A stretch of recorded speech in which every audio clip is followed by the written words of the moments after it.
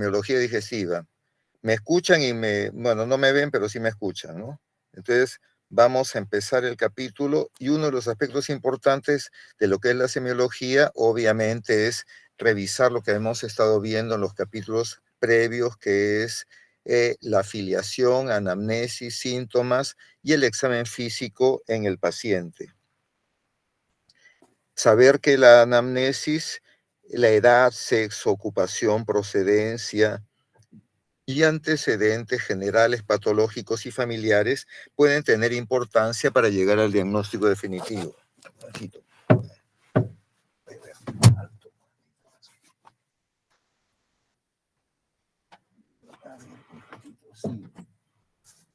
Ya. Entonces, otro aspecto que es importante es saber, los pacientes se pueden evaluar desde el punto de vista de dónde los estamos viendo. Así que el paciente puede haber un vistazo inicial en el cual el paciente puede ser hospitalizado, el paciente puede estar viniendo de la emergencia, el paciente puede estar en la consulta externa. Y obviamente el enfoque variará porque la forma como uno lo evalúa depende del tiempo que uno disponga para hacer el examen, ¿no? O el interrogatorio. En hospitalización, el paciente está ahí permanentemente y así que el control va a ser mucho más sencillo y va a tener uno más tiempo para hacer el interrogatorio. En la emergencia, por otro lado, uno tiene que hacer un estudio, una evaluación y un examen muy rápido porque se tiene que tomar una decisión en forma rápida. Y en la consulta externa, el paciente es un paciente estable y uno tiene poco tiempo, porque las consultas externas a veces no deben durar más de 20, 25 minutos, pero el paciente es un paciente que está estable, ¿no? Así en la hospitalización, el paciente es un paciente que está con cuidados y en el cual tiene uno que tener una evaluación lo más profunda posible y requiere más tiempo una historia. En la emergencia, indudablemente, uno tiene que tomar una decisión. El paciente presenta palidez, presenta sangrado, presenta un dolor intenso. ¿Qué cosa es lo que vamos a hacer en ese paciente y tomar una decisión que sea lo mejor para el control y evaluación del paciente, ¿no? En la consulta externa uno tiene la historia, tiene los análisis y el paciente es un paciente que es ambulatorio, lo cual nos da tiempo para tomar decisiones en forma más pausada. Saber que los síntomas digestivos son síntomas muy variados, de los cuales siempre el dolor va a ser un factor importante en el estudio de los pacientes. Y saber que el dolor, bueno, uno, como en todos los capítulos, uno tiene que ver cuándo se inició, dónde se localiza, ese dolor está firmemente localizado o va y se irradia a otras partes. El dolor tiene mayor intensidad o menor intensidad. El dolor es igual en todos los tipos o el dolor puede cambiar de acuerdo a la etiología. Puede ser un dolor constante, un dolor continuo, un dolor que tiene elevaciones y disminuciones, un dolor intermitente. Todos esos datos que nosotros les tenemos que preguntar al paciente nos ayudan a poder hacer un bosquejo diagnóstico, qué cosa es lo que puede estar produciendo en el paciente ese dolor. La duración, si es un dolor de aparición aguda, de aparición reciente, menos de 24 horas, menos de una semana, menos de un mes o más de un mes, entonces todos esos datos también van a ser importantes para tomar una decisión sobre la causa que está produciendo el dolor. Y siempre es importante saber en el paciente y preguntarle qué cosa es lo que puede agravar el dolor, qué cosa es lo que puede calmar el dolor, y esto también nos puede dar una idea de la posible etiología del dolor. Entonces, el estudio del dolor abdominal es un dato importantísimo en la gran mayoría de los pacientes que tienen problemas digestivos. Entre el 50 y 70% de los pacientes que tienen problemas digestivos, la causa número uno por la cual acuden es por la presencia de dolor abdominal. Y conociendo bien las características del dolor nos ayudará a poder interpretar y llegar a un diagnóstico adecuado. La sensación de náuseas también es una patología común que casi siempre está asociada a los vómitos, pero no necesariamente la náusea y los vómitos son continuos. No puede el paciente que tenga náuseas sin presentar vómitos o el paciente que pueda tener vómitos sin presentar náuseas. Y todos esos datos también van a ser importantes para poder hacer un diagnóstico claro de la causa por la cual el paciente está nauseoso o la causa que el paciente vomita. En la náusea, la sensación de deseo inminente de vomitar. Es decir, que el paciente dice, quiero vomitar, pero no vomita, está con náuseas, ¿no? Y el paciente generalmente va a estar un poco, de repente, más pálido, más sudoroso, y de repente hay un poco más de salivación. El tialismo es el sinónimo de aumento de la salivación. Vómitos, no se puede, uno le pregunta al paciente, ¿vomita? Sí, vomita, pero uno tiene que preguntarle cuántas veces ha vomitado, ¿no? ¿Qué cantidad ha vomitado? Porque puede ser que el paciente solamente tenga como arcadas y en las cuales hay un poquito de salivación y no lleva a vomitar, como que el paciente puede vomitar en mayor o menor volumen. La forma que se presenta, si puede ser en las mañanas, si el vómito es muy rápido, apenas ingiere el alimento, lo devuelve o el vómito demora, ¿no? Y entonces uno puede decir, el paciente ya almorzó a las 2 de la tarde y está vomitando a las 8 de la noche el alimento, pero así como que estuviera mal digerido. Siempre uno tiene que preguntar, ¿vomita cuando ingiere los alimentos o puede vomitar, perdón, o puede vomitar con los alimentos que no, que en ayunas, ¿no? Esos aspectos. ¿Hay algún medicamento que puede estimular los vómitos? Pacientes que tienen intolerancia a medicamentos como las tetraciclinas o medicamentos como algunos antibióticos que pueden inducir el vómito. Y también no solamente uno va a determinar las características del vómito, sino también ese vómito a qué huele, ¿no? Huele a comida pasada, huele a ácido, huele como a comida, a restos de fecaloideos, ¿no? Es decir, que puede hacer estos vómitos en pacientes que tienen cuadro obstructivo, puede el vómito oler a heces, ¿no? Entonces, todos esos datos son importantes en la investigación del vómito. Otro aspecto interesante dentro de los pacientes es la presencia de disfagia. ¿Qué cosa es la disfagia? Es el pasaje de la dificultad para el pasaje de los alimentos. Y puede ser que el paciente ingiere el alimento y no tiene la capacidad para poder deglutirlo. Es decir, el alimento lo tiene en la boca, pero no puede pasarlo en forma adecuada. Y eso se dice que es una disfagia faringia alta o de transferencia.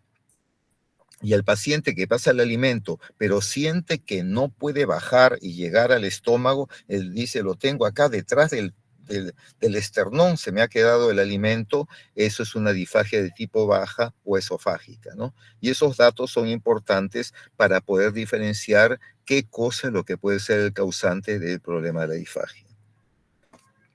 Otros síntomas que son importantes también puede ser la sensación de ese ardor retroesternal o pirosis, ¿no? Que está muy asociado a lo que es el reflujo gastroesofágico. Se sospecha de pirosis en pacientes que retornan el contenido de los jugos gástricos hacia la zona del esófago. La regurgitación es la expulsión del quimo o ácido clorhídrico en pequeñas cantidades por la boca, ¿no? Que también es un dato muy claro de enfermedad por reflujo gastroesofágico. La aerofagia es algo bastante común, personas que de repente han ingerido los alimentos muy rápido y han de repente conversado y comido, pueden presentar eh, eruptos o eliminación de aire porque han comido y también han tragado aire y eso puede producir aerofagia, ¿no? Entonces son datos muy interesantes e importantes de tener en consideración en el paciente con patología gastrointestinal. Otros síntomas muy característicos de patología digestiva son las alteraciones del ritmo defecatorio, ¿no? Y dentro de esas alteraciones del ritmo defecatorio tenemos que el estreñimiento y la diarrea son los datos clásicos. En el estreñimiento es la disminución de la frecuencia y también de la consistencia. No solamente el estreñimiento es que hace sus deposiciones más lentas o se demora varios días, sino también si es que las heces se disminuyen de tamaño y aumentan la consistencia. El paciente puede ir al baño todos los días, pero si tiene heces pequeñas y duras, el paciente se puede considerar como que es un paciente estreñido. El otro aspecto es la diarrea, que es el incremento de la frecuencia y disminución de la consistencia. Entonces, el paciente hace más de 3 deposiciones en 24 horas y la consistencia puede ser desde una pastosa semilíquida a propiamente líquida y puede tener moco y sangre. Y acá, como pueden ver en la parte de abajo, eso puede diferenciar un cuadro en el cual la diarrea es de origen del intestino delgado, cuando la diarrea tiende a ser abundante, es muy líquida y tiene un moco, pero muy liso, muy suave. Mientras que el paciente que tiene una diarrea de origen del intestino grueso no es tan voluminosa, pero a cada momento y puede tener un moco grueso, puede presentar sangre y también la sensación de pujo y tenesmo. Esta sensación de pujo y tenesmo nos ayuda a orientar bastantes problemas de diarrea de origen de la parte distal del intestino, generalmente del recto y del sigmoides. En el paciente estreñido también vamos a ver las características de las heces que habíamos visto y también si están con presencia de sangre o no. Entonces, estos datos son datos importantes para tener en consideración. Otros síntomas o signos que uno puede ver, en el caso de la distensión abdominal, es un signo en el cual hay un aumento del volumen del abdomen, que puede ser porque se ha llenado de gas, ¿no? Por acumulación de gases, meteorismo, hay presencia de líquido, o puede ser porque existe una masa tumoral, una lesión quística del ovario o algún tipo de patología. Hemos tenido nosotros pacientes que ocultan algunos datos y hemos tenido casos de pacientes que tenían una gestación y habían ocultado el dato que estaba embarazada, ¿no? Y decían, me ha crecido un tumor, ¿no? Y era un tumor que a los 9 meses se desaparecía, ¿no? Otro aspecto importante dentro de los datos y que es muy claro y muy llamativo es la presencia de la ictericia. ¿Qué cosa es la ictericia? Es la coloración amarilla de la piel y de las mucosas. Eso es importante. Cuando uno tiene un color amarillo de la piel, pero no de las mucosas, puede ser por otras causas, por comer mucha zanahoria, de repente pacientes que tengan una palidez, una baja de la hemoglobina, pueden cambiar el color que puede parecer amarillo, pero para que sea ictericia es coloración amarilla de la piel y las mucosas. Hay que saber cómo apareció, hace cuánto tiempo tiene, cómo ha tenido la intensidad, el tinte, la evolución y datos acompañantes, como siempre uno tiene que preguntar al paciente la orina, cómo está orinando, ¿no? Y si el paciente orina como la Coca-Cola, como el té cargado, a eso se le denomina coluria. Y también cómo están las deposiciones. Entonces las deposiciones pueden ser normales o las deposiciones pueden haber cambiado de color y están un color mucho más claro, un color como a yeso, y entonces eso se le denomina hipocolia cuando hay un poquito de color, o acolia cuando están completamente grises o blanquecinas. Y el hecho que el paciente pueda sentir prurito, eso nos indica que es un cuadro de ictericia con colestasis, es decir, que aparte de la coloración amarilla de la piel y las mucosas dada por la bilirrubina, también las sales biliares están en la sangre y producen prurito. Y un caso que siempre va a ser sumamente espectacular desde el punto de vista clínico es el paciente que viene con una hemorragia digestiva, ¿no? Entonces, en estos casos, la presencia de hematemesis, que es el vómito de sangre, ¿no? Ya hemos revisado en el capítulo respiratorio cómo diferenciar hematemesis de hemoptisis, ¿no? Entonces, el resto de coágulos con restos de alimento y presencia de ácido, entonces es una hematemesis a diferencia de la hemoptisis. Y puede haber también aquella hematemesis en la cual puede ser que el sangrado haya sido inmediato, pero también puede ser que el sangrado ha sido lento, ¿no? Y puede ocurrir lo que llaman el vómito borráceo, ¿no? Es decir, que la sangre ha sido digerida por el ácido y sale de un color como la borra del café, un color rojizo marrón, ¿no? Y eso es un vómito que indica que por lo menos esa sangre fue retenida en el estómago por unas 6 horas. La presencia de melena casi siempre nos indica que hay un sangrado que viene del tubo digestivo alto, pero puede haber melena en casos menos frecuentes en el intestino delgado o en el colon, inclusive en la parte del colon derecho. Pero melena casi siempre nos indica hemorragia digestiva alta. La rectorragia es esa sangre viva que generalmente viene de la parte final del recto, por eso le ponen el nombre de recto, ¿no? Entonces, porque es originaria del recto. Y la hematoquesia es el término en el cual uno encuentra sangre mezclada con las heces y que no es de color negro como la melena, ¿no? Entonces, todos estos síntomas es importante identificarlos y que el paciente, en la medida de lo posible, explique cómo han ocurrido, ¿no? Después de esta revisión general de los signos y síntomas físicos más comunes, tenemos que ver el examen físico. Y en el examen físico vamos a determinar la presencia de características como puede ser la actitud, ¿no? Y entonces en el paciente podemos ver que el paciente tiene una actitud en la cual se nota que hay una expresión de dolor, frunce el ceño, aprieta los dientes, entonces ese paciente está con un dolor, ese dolor abdominal, ¿qué cosa puede ser? Podrá tener una apendicitis, podrá tener una peritonitis, entonces la actitud es importante, ¿no?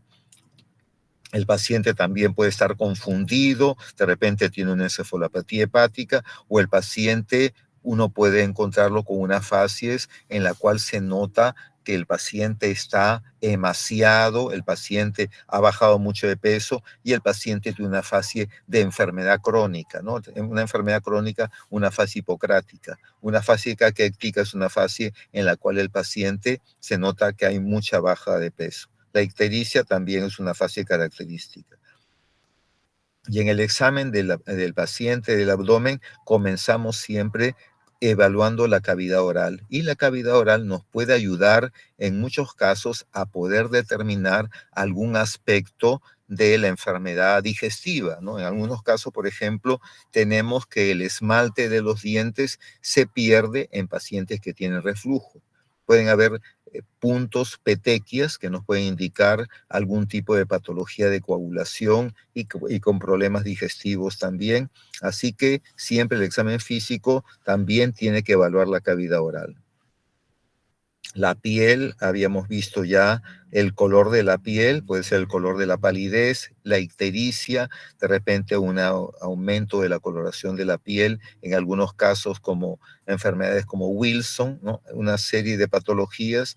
Los dedos en palillo de tambor o dedos hipocráticos nos indican una hipoxia y eso nos indica que el paciente ya tiene una enfermedad crónica, ¿no? Entonces, el paciente con problemas digestivos en la piel uno puede comenzar a interpretar algunos aspectos de la enfermedad que es del tubo digestivo.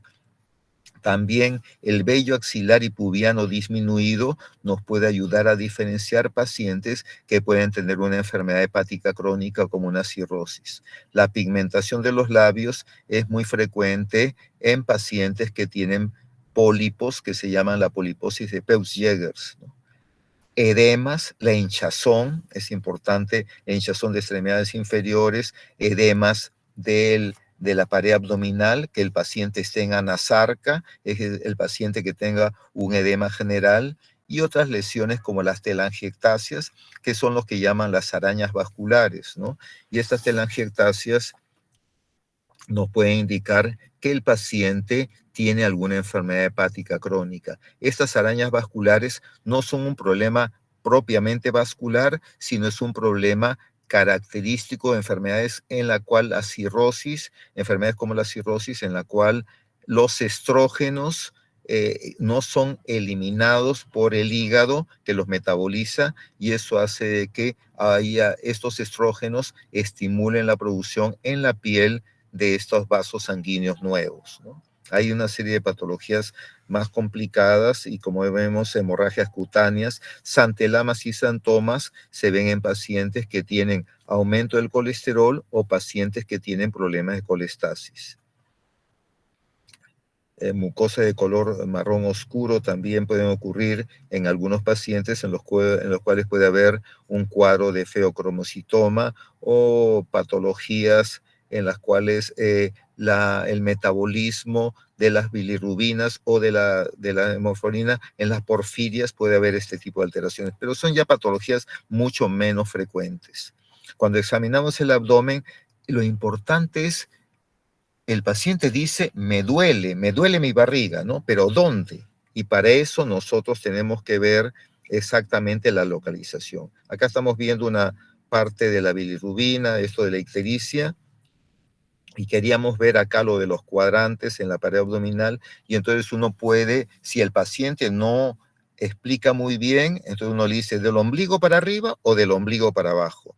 Entonces, si es del ombligo para arriba, entonces tiene dolor en el hemiabdomen superior. Si es del ombligo para abajo, dolor en el hemiabdomen inferior. Y si es que lo puede aclarar mejor, uno puede decir en el lado derecho, en el cuadrante superior derecho del hemiabdomen superior. Y eso es importante porque eso nos puede orientar a una posibilidad diagnóstica. Si es que uno puede dividirlo todavía en más sectores, y tenemos 9 sectores en la pared abdominal, ¿no? Que tendríamos primero el cuadrante superior derecho, que es lo típico cuando un paciente, por ejemplo, tiene un problema de una colecistitis aguda y el dolor empieza en el epigastrio, pero se va al cuadrante superior derecho. Entonces dice, el paciente debe tener la vesícula inflamada, ¿no? Y muchas veces eso es cierto. El epigastrio es la zona de superior por debajo del esternón, y es el lugar típico donde el paciente con gastritis o con úlceras refiere que tiene dolor. El cuadrante superior izquierdo, que es el hipocondrio izquierdo, el cuadrante derecho es el hipocondrio derecho y el cuadrante izquierdo es el hipocondrio izquierdo, puede ocurrir molestias en pacientes principalmente que tienen un poco de inflamación del colon, ¿no? En el ángulo esplénico, o en pacientes que pueden tener alguna patología de los riñones. La zona número 2 o el mesogastrio es un lugar donde generalmente cuando el dolor es vago, ahora van a tener la clase de dolor, el dolor es vago, es poco definido, generalmente el dolor empieza en esa zona. Alrededor del ombligo tiene una molestia, no sé bien cómo es un malestar, es un dolor que viene y se va, no puedo definirlo bien, generalmente son los dolores pobremente definidos. El flanco derecho y el flanco izquierdo son lugares en los cuales también puede haber dolor que no son tan característicos y pueden ser debido a muchas causas, ¿no? Y generalmente ya la fosa ilíaca derecha es el lugar clásico para la sospecha de la inflamación del apéndice, pero también puede haber ahí siempre un diagnóstico diferencial con inflamación pélvica. En las mujeres generalmente puede haber una enfermedad pélvica inflamatoria y puede ser un diagnóstico diferencial de apendicitis, y puede tener una inflamación de la trompa, del ovario o de las trompas, y entonces ahí puede haber un cuadro inflamatorio. La zona del hipogastrio, que es la parte del hemiabdomen inferior, que está justo ya cerca de la pelvis, es un dolor en el cual generalmente está asociado a la parte final del colon. Y la fosa ilíaca izquierda Es característica también para inflamaciones del colon izquierdo, especialmente cuando hay pacientes que tienen diverticulitis o diverticulosis. Entonces ahí cuando uno va a ver en la pared abdominal, vamos a ver si es que la pared es simétrica, si es protruida o es excavada, si es que hay un crecimiento asimétrico, ver si es que son la presencia de tumores o hernias, si el abdomen está excavado o retraído, a pensar en desnutrición, si es que, perdón, acá hay cicatrices, fístulas, orificios, circulación colateral, eso es algo muy importante tener en evaluación. Y siempre la zona del ombligo es importante para ver si es que hay alguna característica como una hernia umbilical. Entonces acá tenemos un paciente y entonces lo que vemos en el paciente, esta posición no es tan adecuada porque el paciente está un poquito la cabecera desplazada hacia arriba. Es mejor que esté lo más horizontal posible, pero este paciente lo más probable es que tenga citis y esa presencia de líquido en la cavidad peritoneal hace que si está muy plano, el paciente va a sentir dificultad respiratoria y por eso está en esa posición un poquito semisentada. Yo diría que está a unos 45 grados o tal vez menos.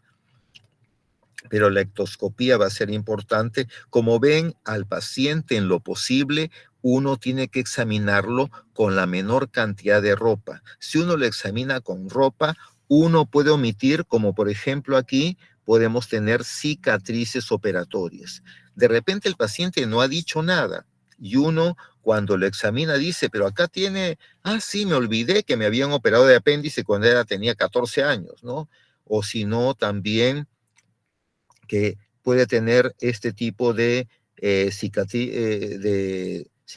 de una histerectomía, la cicatriz de Van Steel, que se hace para que no sea muy visible y el paciente, si es que está con ropa, uno puede dejar de observarlo, ¿no? Entonces aquí es importante en la inspección que el paciente, siempre cuidando el pudor, sea examinado con menor cantidad de ropa para que no se le pase a alguno ninguna lesión, ¿no?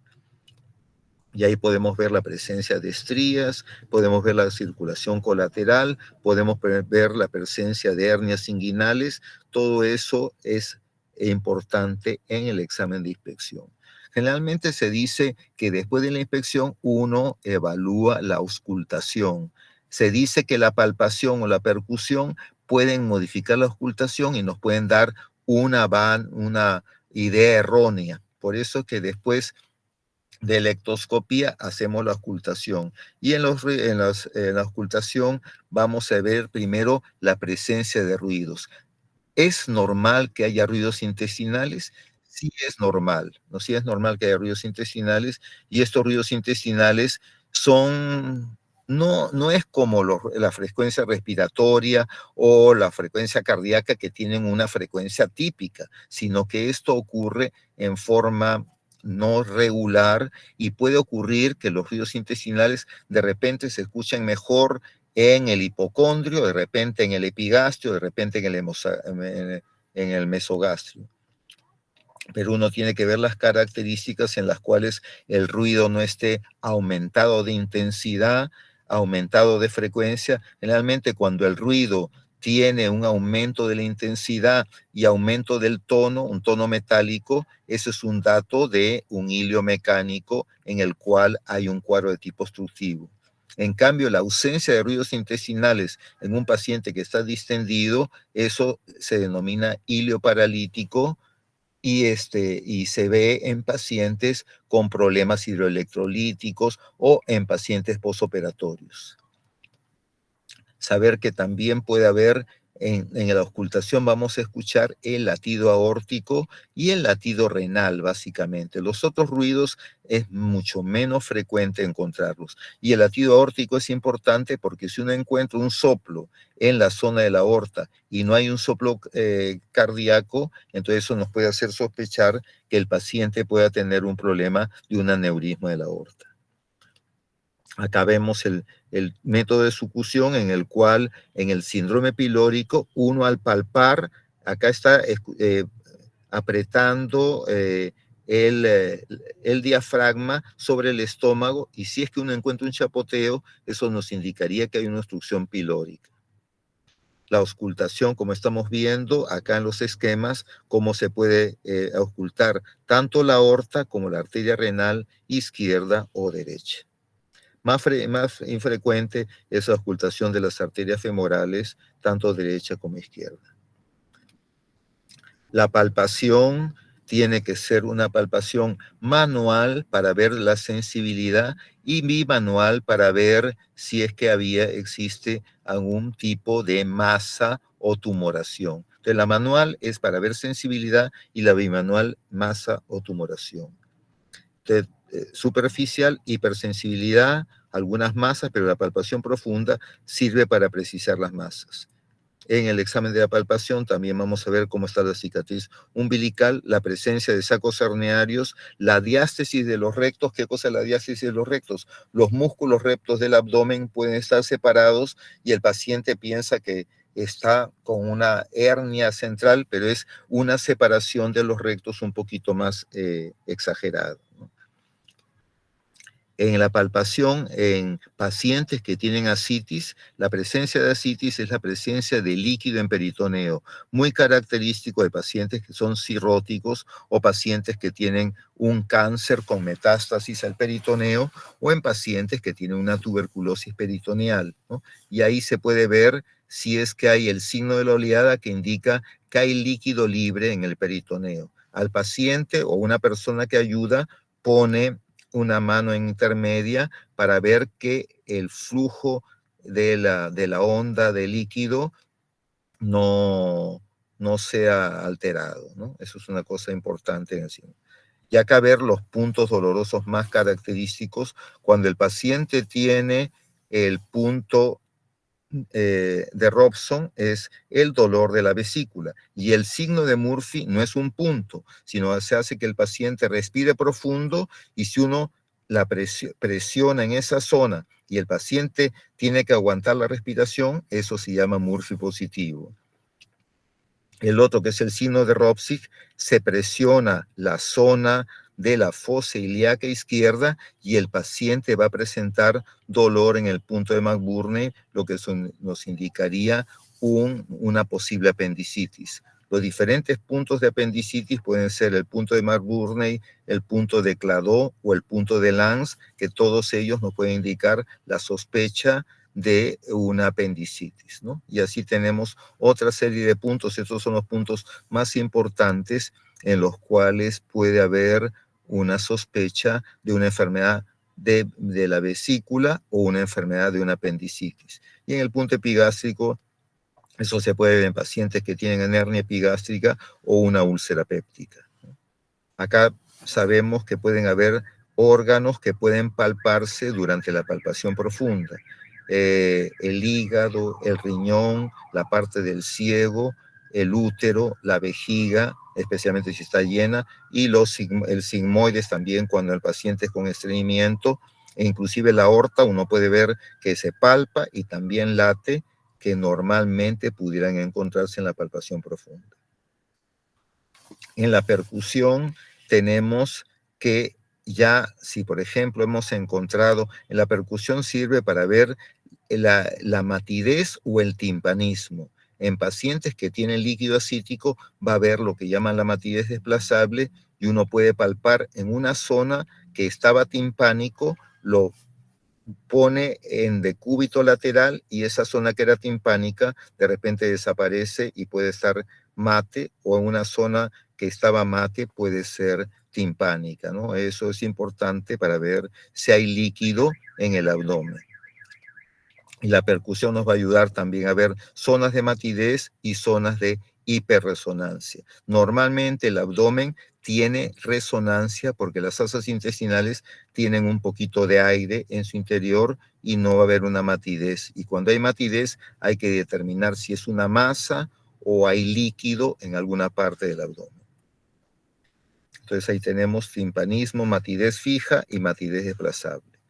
El examen del hígado, cuando uno quiere evaluar dentro del examen, uno va a tratar de evaluar el hígado para ver si es que se puede encontrar y el hígado puede palparse como no necesariamente de repente no se palpa. Y si es que se palpa, hay que ver si es simétrico o asimétrico, ¿no? En la palpación hay que ver las características, hay que ver la consistencia, hay que ver la sensibilidad. Normalmente el hígado no duele, pero cuando hay una inflamación aguda, como una hepatitis, puede haber sensación de dolor, ¿no? Y la superficie puede ser lisa, puede ser nodular, y el borde normalmente es un poquito afilado. Ahora que hay tanto hígado graso, los bordes ya tienden a ser un poco romos, pero el hígado normal tiende a ser el borde un poco afilado. Ahí vemos la zona de la palpación. Uno generalmente para palpar el hígado comienza de la fosa ilíaca derecha y va subiendo, y al paciente le dice que por favor respire profundo, y el diafragma hace que el hígado baje un poco, y uno puede llegar a determinar o a palpar en algunas ocasiones el reborde hepático, ¿no? Y también hay una forma de palpar que se hace en gancho cuando no es tan fácil llegar al reborde, y se puede llegar a palpar el hígado con ese tipo de examen.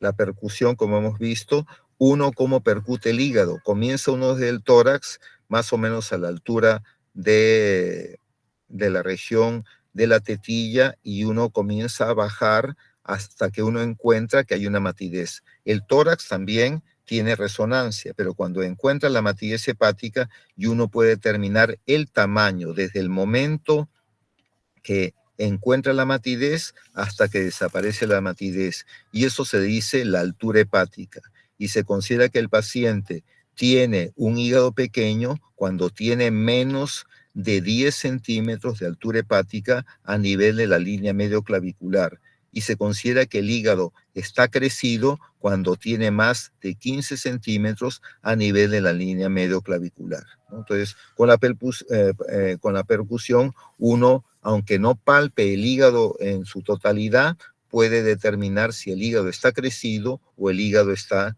disminuido. Entonces ahí es lo que habíamos explicado, el spam hepático es entre 10 y 15 centímetros. Y en algunos casos puede haber un soplo venoso, un soplo arterial, pero eso es poco frecuente que se pueda determinar, salvo en pacientes que tengan cáncer hepático con aumento de mucha vascularización, o pacientes que tengan una cirrosis con una hipertensión portal bastante aumentada. El vaso normalmente no se puede palpar. Uno puede determinar las características. El vaso se encuentra en la parte de la línea axilar media hacia la espalda, y a la inspección nunca se debe notar, ¿no? Cuando uno nota que hay una masa en esa zona, una esplenomegalia, eso se puede ver en masas tumorales o pacientes que tienen malaria crónica, ¿no? Son los grandes vasos. Pero el vaso normalmente no se palpa, y uno tiene que tratar, para poder palparlo en forma adecuada, al paciente tenerlo en decúbito lateral derecho, con la pierna izquierda un poco flexionada, y ahí se puede determinar el vaso. Uno, siempre que examine el vaso, comienza a examinar el vaso en esa posición, o si es que el vaso está crecido, comienza desde la fosa ilíaca derecha hacia el hipocondrio izquierdo. Es una forma de describir si es que el vaso está crecido. Y para la percusión, generalmente va a haber una matidez del vaso en la línea axilar media, entre las costillas novena y décima. Ahí está la línea axilar media, y ahí uno puede encontrar si es que el vaso está crecido. En la gran mayoría de los casos que puede haber una pequeña esplenomegalia, se puede percutir el vaso, pero no palparlo. La palpación de la vesícula también es importante para ver casos en los cuales generalmente la vesícula está muy inflamada, y entonces lo que uno palpa no es propiamente la vesícula, sino el plastrón. ¿Qué cosa es el plastrón? Es el peritoneo que recubre la vesícula. Entonces el paciente está dolorido, ha tenido ese cólico y ha tenido ese dolor que empezó en epigastrio y se fue al hipocondrio derecho, y uno palpa y está intocable, es decir, que tiene un Murphy positivo. El paciente, uno dice, esta vesícula está inflamada, está muy complicada. Pero puede llegar a palparse en algunos casos una vesícula como una pera en un paciente con una ictericia que llaman melánica, en pacientes que tienen cáncer de páncreas o ampulomas de las vías biliares, ¿no? Y en esos casos se puede llegar a palpar la vesícula, pero no es porque la vesícula esté enferma, sino porque hay una lesión en el páncreas que impide que la bilis sea drenada, y la bilis se va a la vesícula y la hincha. Otro aspecto que es importante en el examen del paciente con patología digestiva, y en general en todos los pacientes, es hacer el examen de la región anorrectal. Las posiciones habituales son la posición de litotomía o la posición de Sims. La posición de Sims es mejor porque uno no solamente puede hacer el tacto rectal, sino también uno puede examinar la región del recto. En cambio, la posición de litotomía es un poco incómoda para ver las características del ano y la región perianal. Y ahí podemos ver la ectoscopía y uno puede ver cambios en la coloración, la presencia de hemorroides, etc. Eso ya lo vamos a ver luego en la clase de patología anorrectal y examen de las vías rectales, ¿no? A la inspección pueden haber fístulas, pueden haber fisuras, pueden haber abscesos, hemorroides externos, prolapso del recto, heridas, úlceras, herpes. Siempre hay que preguntar las características de historia del paciente, historia sexual, que puede ser un paciente que tenga enfermedades venéreas, ¿no? Y el tacto rectal es importante evaluar el tono del esfínter anal, las paredes del recto y el fondo de saco de Douglas. Aquí vemos la característica del tacto rectal, que es importante, por ejemplo, para el estudio del cáncer de próstata y también para encontrar lesiones en la región del recto, que puede ser un cáncer del recto, ¿no? Y otro aspecto importante del examen es la región inguinal, ¿no? La región inguinal y todas las hernias, y esto es un aspecto importante a tener en consideración, que para este tipo de lesiones uno tiene que examinar al paciente tanto en posición echada como en posición de pie. Y la posición de pie ayuda a la aparición más típica de estas hernias, que son básicamente unas zonas de debilidad de la pared abdominal en la cual las asas intestinales o el mesenterio se pueden introducir. Acá vemos una hernia inguinal, no confundir con inflamación de ganglios o con lipomas. Acá unas preguntas para que ustedes puedan llevarse, aunque ahí está la respuesta, pero para que revisen un poco sobre preguntas típicas. Ya tengo que apurarme porque ya se viene la segunda hora. Y entonces, estos son algunas preguntas para que sepan algunos datos y cómo evaluar a los pacientes con el interrogatorio. Listo, muchas gracias. Vamos a dejar de compartir. Escapamos.